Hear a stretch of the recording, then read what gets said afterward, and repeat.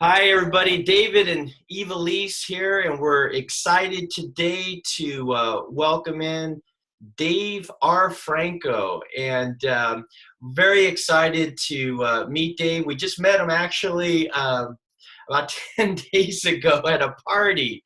And we're totally excited to see that he was all about storytelling.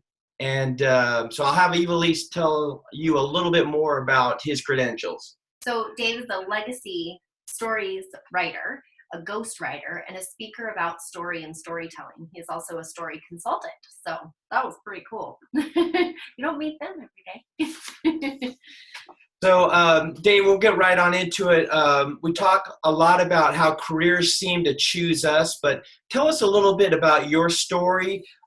Where did your creative or entrepreneurial background begin?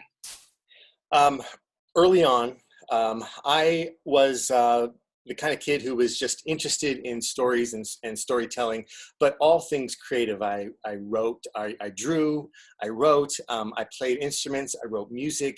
I would do this thing where I would set characters on a journey and just basically follow them. I would just write their story and never really conclude. It was just part of my thinking was to sort of be always in the mind of characters and what they may do. And I just wrote. I didn't really collect. I didn't have dolls. I didn't do anything. I just wrote about these people. And so growing up, I was always seemed to be the one pegged to do the class skit, to write it, to write the big thing for the high school, whatever, the camp thing, you know. It always seemed to fall on my lap. And so that combined with the fact that people would tell me, you tell such good stories. And you know what's funny is that I didn't really collect that information until later on when I became a storyteller, that I looked back and thought, you know, that was a pattern. People had always mentioned to me stuff about, oh, you tell such a funny story or whatever, you know. But all at the time, none of that was really making any kind of impression on me. So about 19, probably shouldn't do the 19 thing because that's how old I am, but back in the 19s, I was offered a job as a copywriter to go work in New York City and write TV ads, radio ads, and that kind of thing. And so I did that, and I had been trying to become a copywriter for a long time, working on my portfolio. My wife, my girlfriend at the time, she was working at an ad agency, and so just the whole thing that she was there and I wasn't there, and I was really pushing to get in. And finally, I got in, and then I got offered this job in New York City, and so I was living the life that I really wanted to live, which was to be a New York City copywriter on Madison Avenue, doing that whole thing, you know, wow. Going on the sets and flying around and going to Japan and shooting in Canada, all that kind of stuff. And so, you know, the whole feet up on the desk kind of thing. And so I had a great time and I loved it. But I was offered a job about 10 years later, after living in New York City all that time, to become the creative director of an agency in San Diego. So I took that. 9/11 hit, okay, and all of our clientele gone. Yeah. So I was on the street along with everybody else. So over the next couple of years, I tried to freelance work, and if you guys recall what the sort of the environment and the not political, but the business landscape was, it was tough.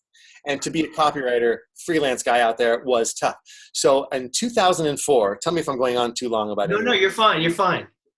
In 2004, my wife went to our church in the middle of the week to visit somebody. I think she was giving something to somebody who was working at the church midweek. So she went there, and as she went up and down the hall, she went past this one of the offices, and it was the associate pastor talking to somebody. And he was saying, wouldn't it be great if we started a drama ministry here? And so my wife, being interested in all that kind of stuff as a producer, popped her head and said, you want to start a drama ministry? And he's like, well, we do, but who would lead it? Who would do it? And she's like, I'll lead it, and my husband will write all the dramas.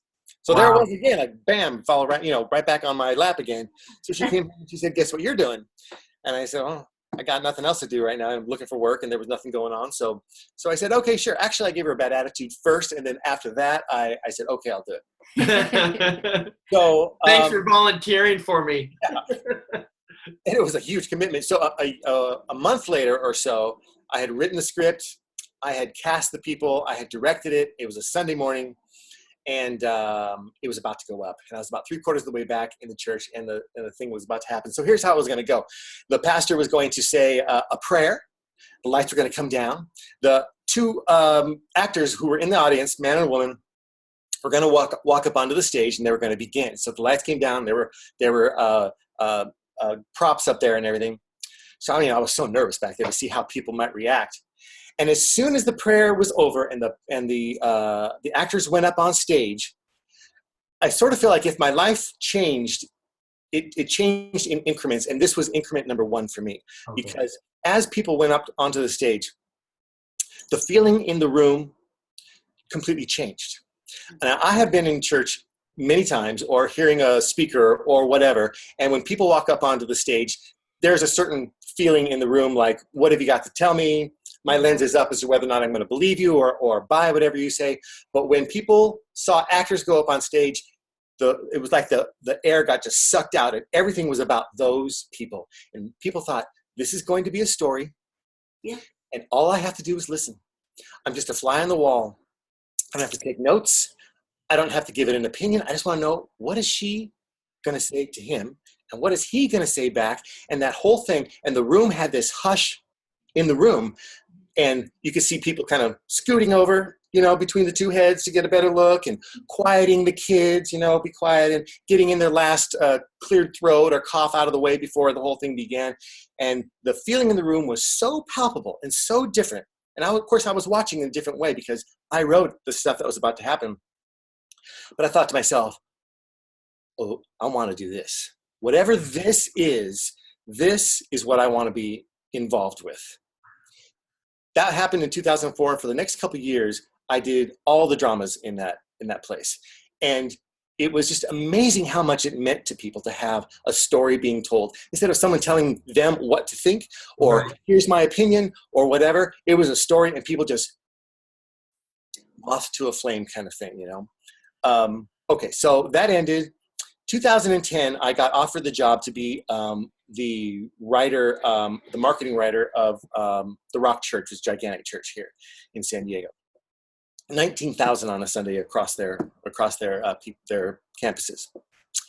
So a couple months after I got there, I was just their marketing writer. I was a copywriter, marketing writer. Mm-hmm. After I got there, my boss came up to me and said, hey, we have this woman here at the church who has this remarkable story. We'd love to get it out. Do you write stories? I thought, well, yeah, I do. He said, okay, let's do this. And I thought, great. In my mind, I thought it was an opportunity to write a movie. I really felt like I'm going to make this thing epic. I'm going for it, So I wrote the story, and we posted it. And about 2 weeks after we posted it, my supervisor came to me and said, hey, we don't want you to be our marketing writer anymore. I said, you don't? I thought maybe I was getting fired at that moment. And he said, yeah, no, what we're going to do is we're just going to have you be our stories writer, because the website spiked. People from all over the world came to read that story. And if that's what it takes to get people on our website, which we've been trying to do for a long time and can't do it, let's just do that. For the next 5 years, I did nothing but write people's stories. And the amount of emotion that followed storytelling, I could not believe. People who were divorced, getting back together, families who were estranged from each other, finding themselves again, and there are all the people who were out there who thought they were suffering alone from whatever they were suffering with, found out there was someone else in the church who was doing the same thing, and they would meet, and they would go to court, and they would support each other, and people always sending me emails, thank you so much for the story. So, I couldn't believe what had happened, and if that was great story or state life change number 2, that was it. That was where life changed again, because I had always thought that I was an ad writer. I was an ad man, from Madison Avenue. I suddenly felt like, I don't think that really was that. I don't think that was ever really for me. I think this is my lane now, where I'm telling stories because it's just too doggone powerful. Yeah. That's a long way of answering your question. But wow. So, but that's your story, and that's in and of itself, that's wow. Well, just the fact that you were actually producing this this play for the church, this theatrical event, but then observing it, you saw that there was it was even more powerful than what you had thought it would accomplish. The effects were more powerful. I mean, it was like you didn't go in knowing, oh, this is how it's going to work. You observed and went, wow, this is blowing me away. Yeah, I mean, I had no idea. It's funny how the idea of story as a powerful thing never crossed my mind. I mean, I had seen a million movies just like we all have, and TV shows and what have you. It never occurred to me. I actually had to witness it. I had to see it happening in front of me to say, what is this? I have to be a part of it. If I can be involved in making emotion happen among this room of people, I want to be a part of it. My dramas were sometimes 5 minutes. People were crying and laughing, and it's like, wow. Yeah. People so buy in. Your dumb little tree prop, people buy in. That is a tree. It's just incredible to see how the transformation goes. So can you talk about how storytelling transitions over to the business world and sales? I mean, you've seen it happen in a creative sense, but how does that work in sales? And you also saw that it was totally different than if someone were to get up and just talk about something else. I mean, just to give you an illustration, we read in Simon Sinek's book, Tell Me Why. He talks about Dell versus Apple, and they both make computers, but why is Apple so more successful than Dell? Well, Dell tends to focus on the feature and benefits of its product, and Apple gives, they communicate their why they're doing what they're doing, not why, what their computer does. Mm-hmm. It was about 3 years into my time at the church. I was there for 5 years. About 3 years into it, I was so blown away by how much story meant to each other. So I was kind of learning it really as I went along, and I didn't know that I had a knack for it. And then thinking back, I think, oh, well, I guess I did. You look back and see as a kid, people always told you that that whole thing that I mentioned at the beginning. So I was learning about it myself, but I thought, I'm going to kind of stop for a minute and just learn about storytelling. So I read up and studied up to find out what it is was really going on. Mm-hmm. The mind and the story are the perfect match for each other. The story is how we actually make sense out of our lives. If it were not for story coming to us with an arc and a trajectory and a shape, it would just be stuff. But when story comes to us, we consume it with our minds, and we make sense out of it about our own lives, about what's happening. It's how we teach. It's how we identify. It's so doggone powerful. It actually, to be human is to be a storyteller and a story receiver. Mm-hmm. So it's incredibly human. It's not just something we love or attracted to or like or are entertained by. It's who we are. It goes that far. In addition, and we like stories so much, or that we have to have it, that our brains tell us stories in the middle of the night. We think we kind of shut down, or we do not. We are being kind of rebooted in our brain throughout the night for what's going to happen the next day, for our ability to sort of receive the information. The second point I wanted to make is that our brain is in two lobes. We have a right brain and a left brain. On the left side, we do things like we calculate and we sort and we organize and all that stuff over there. On the right side of the brain, things get very interesting. It's where there is color and image and abandon and emotion and lyrics, poetry, all the expression, all that stuff is over here on the right side of the brain. So it means that when you're telling somebody a story, if you're in a business meeting, if you're sitting down with somebody for coffee, or you're addressing a group or whatever, and you're telling a story, the right side of the brain, or their right side of their brain, as they receive all that information, it actually lights up. It starts to fire, and it starts to really charge up because it's just a human thing. But the interesting thing about that, I mean, if that is all you knew about the right side of the brain, it would be enough. But the right side of your brain, as you tell the story, does the exact same thing, which means that the right side, that both the receiver and the sender are completely in sync.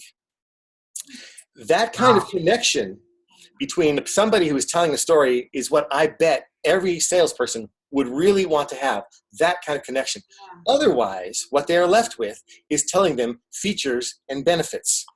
And that shoots the lens straight up as to whether, I buy it, I believe it. Yeah. What are you trying to sell me? Oh, here's someone else trying to give me information that I don't really want. Right. How much it costs? All those things are a part of that lens that come into play when you're selling them benefits and features. But if you embed your benefits and features in a story, or you just simply have a story, people come along for the ride. It's a completely different experience. Wow. So, do you mind if I continue? Yeah, please. Mm-hmm. All right, I went to a breakfast network thing, and they gave us all a minute to tell what it is we did and why we were there. All right, so first person stands up. Hi, I'm John, and I work for the this such and such solar. We are number 5 on the West Coast, number 1 in San Diego. It's because we have great prices. We have great delivery dudes. We got people who install, who are clean. They get in, they get out, they don't make a mess. And we get great prices, and we pass them along to you because we really want you to get off that grid. And we want you to start saving money on your electricity bills. So right now, 20% off between the end of the year. Give me a call. Love to talk to you. Thanks. Goodbye. Bang. Sits down. Next one. Hi, I'm Jim from Jim's Gym. And we got a new gym. It's got 10,000 square feet of whatever. We've got bikes, and we've got things, and we'll row things, and you plug in your headphones. You'll love it. And you got to see our showers redone, beautiful. We got all the top people. We're here till 12. We've got run classes all day. Come and see us. You'll love it. Bang, sits down.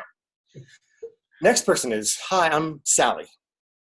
When I was 8 years old, my mom and dad came running into my room and pulled me and my sisters out because the house was on fire. And we stood out in front in our street, and we watched our house burn down, and it was devastating. This is in Arkansas. And so we lived on a trailer on our property for a time. And I remember a man came up to visit, and my dad went out to talk to him. And my dad shook his hand with an enormous amount of sincerity. I was just 8 years old, and I went up to him. I said, "Who is that, Daddy?" He said, "That was our insurance agent, and he's going to get us our house back." So sure enough, many months went by, and they're builders, and the whole thing. The house went back up, and we were moving in. It was a great day, moving back into our house. Sure enough, that man came back, and I saw my dad shake his hand with an enormous amount of sincerity, even gave him a hug. And I thought to myself, I'm going to be an insurance agent one day. So if there's anybody here who wants an insurance agent who really cares, please give me a call. The whole room went like, that was awesome. Yeah. Everybody clapped. Yeah. And nobody clapped for those dudes. And you know what? If anybody wanted a new gym or a solar panels, they might have called those guys, whatever. Maybe. But everybody was in love with her. She made an impression. And I'll give you step 2 of this, part 2 of this. I don't even remember what John or Jim even said. Whether they were from the solar or whether they had a gym, I don't recall. I had to make it up because I don't recall. But I remembered everything that she said. And that will give you some idea of just how powerful a story is and how much of an impression it can make. That is huge. Wow. That's what does it. Yeah, and this doesn't have anything to do with business, but as you were speaking, I was thinking back to probably my favorite storyteller, Charles Dickens, and how powerful he was as a storyteller. And what I like to tell people is in the early 1840s, when he was writing the Old Curiosity Shop, which was one of his older novels, but this is before the telegraph. People in the United States would stand at the docks, as boats would come in from England, and the first thing they wanted to know was what had happened to Little Nell, the heroine of the Old Curiosity Shop. they were so riveted by his stories. Mm-hmm. And I was even riveted as I got into high school and then into college by reading his stories, even, 100+ years later. It's so powerful. Mm-hmm. Um, I remember. So true. so how have you, maybe can you speak to how you have specifically incorporated story into branding your business? I know you have a website that we're going to give out when we post this video interview, but yeah, we only took a look at your website briefly before this interview. We're going to take a look at it some more, but yeah, how have you incorporated branding into your story, Well, or story into your branding? Yeah. It's funny because that is the whole thing. That question, I think is different for me than it is for most people, because they will have the opportunity to bring in story into their branding, whereas my storytelling is kind of the whole thing that I do.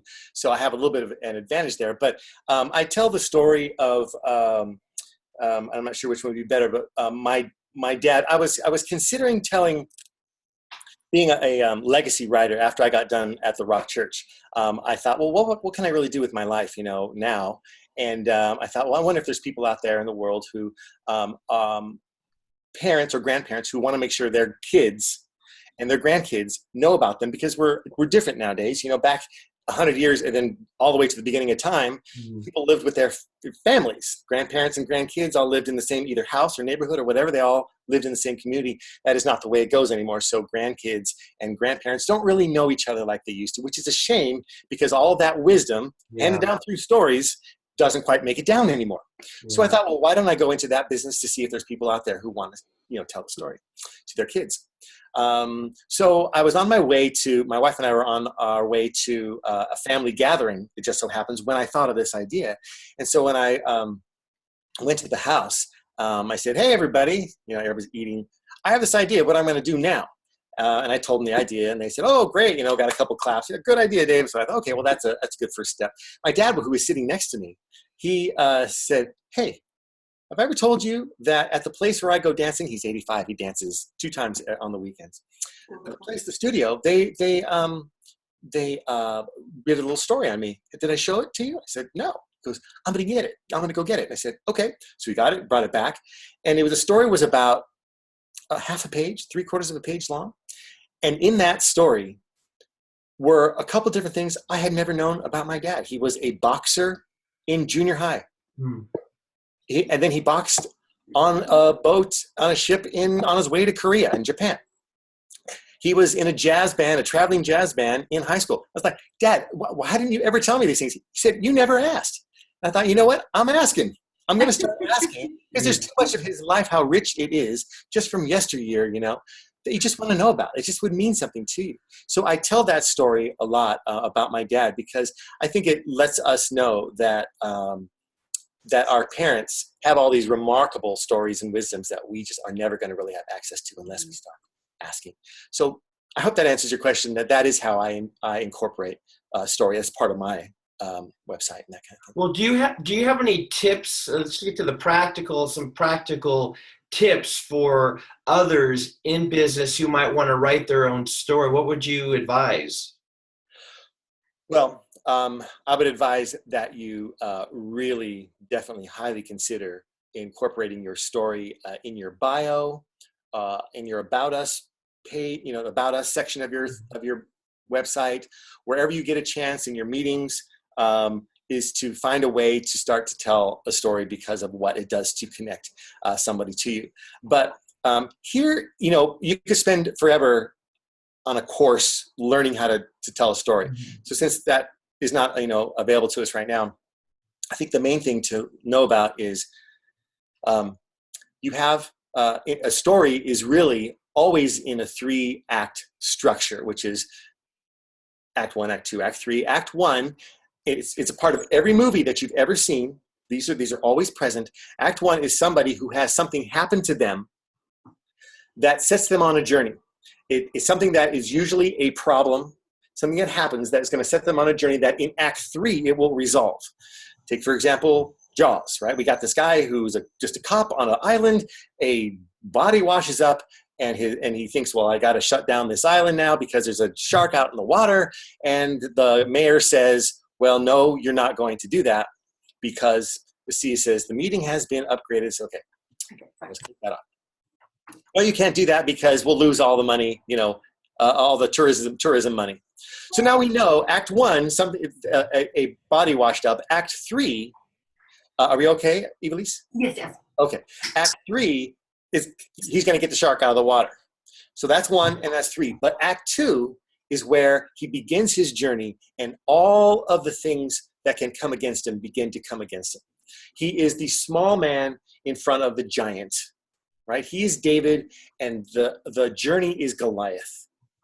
Someone once wrote, every great story has a Goliath to slay. That is true. But right there at the beginning of Act 2 is where everybody who is listening attaches to the story. That's where the attachment is. It's when I had this little problem. What came against it was huge. And how was I going to fight my way through all of that to get to the resolution? Now, that has happened in all of our lives, because we've all had challenges. And that's why people love it, because they're like, I've had a challenge. You've had a challenge. Let's see what it is you've done with your challenge. But we've all had challenges, and we've all survived them. We've all made it this far. So we've all had success in getting past through our challenges. Right there is where everybody attaches. Act 2. Think in terms of Act 2. Now, what it's going to take is for people to be vulnerable. And a lot of people feel like in business, I don't get vulnerable in business. I'm not here to get vulnerable. I'm here to give them a product. I'm here to. Right. I'm telling you, Sheryl Sandberg, Facebook, she had this big thing. Your vulnerability is your asset. Go ahead, get small. Show that the conflict, where all the energy is with the conflict, like tectonic plates, where all that began. You were the small one, and the conflict was the big one coming against you. Go ahead and be small, because everybody's interested in the low to high story, the trial to triumph story.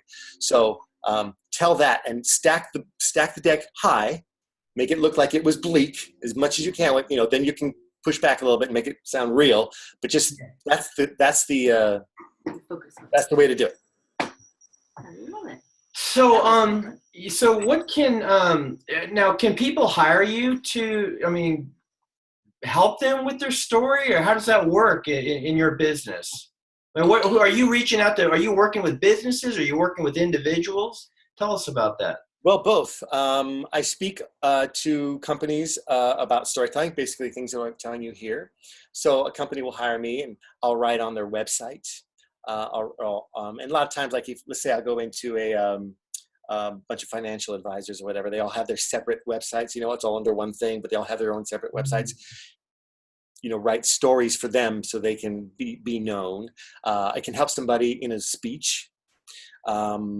But then there's individuals. So there's lots of storytelling on the business side, videos, helping people write stories for their videos, that kind of thing.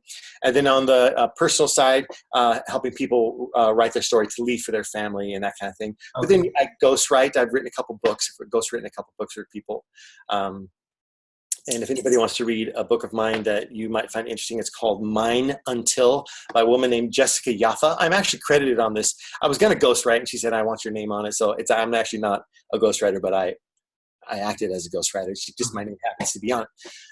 But it's called Mine Until. It's about the woman's name is Jessica Yaffa, and it's about her life as a victim of domestic violence. And it is a remarkable ride. You just can't believe what she goes through and gets through. We'll have to look that up. Okay, so you have a website that people can reach out and contact you. More specifically, contact your wife, who obviously is there to help you in your business. You got it together.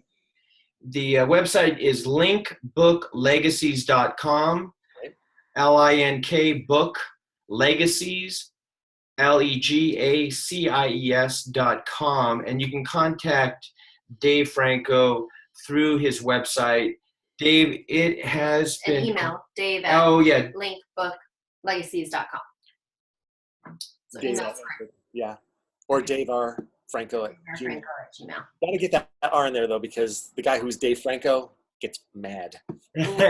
Oh, I know. I did Google that, and I saw there's a guy, a celebrity named Dave Franco, right? There's that too. Not him, but another guy named Dave Franco does not like it when he gets my stuff. So Okay.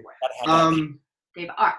Right. So we'll make sure we post this contact information when we post this video on our blog, on YouTube, and on Facebook as well. Dave, unbelievable. So cool to hear an expert talk about storytelling and how important it is to our businesses. So huge. Definitely Thank one. you. Love it. I love talking about it, as you can tell. Yeah. So I hope that was helpful. Appreciate you taking the time to do that with us, and we will end it here. And Okay. thank you so much, and you guys don't hesitate to contact Dave. Yep. Love it. Thank you too. Take care. Bye.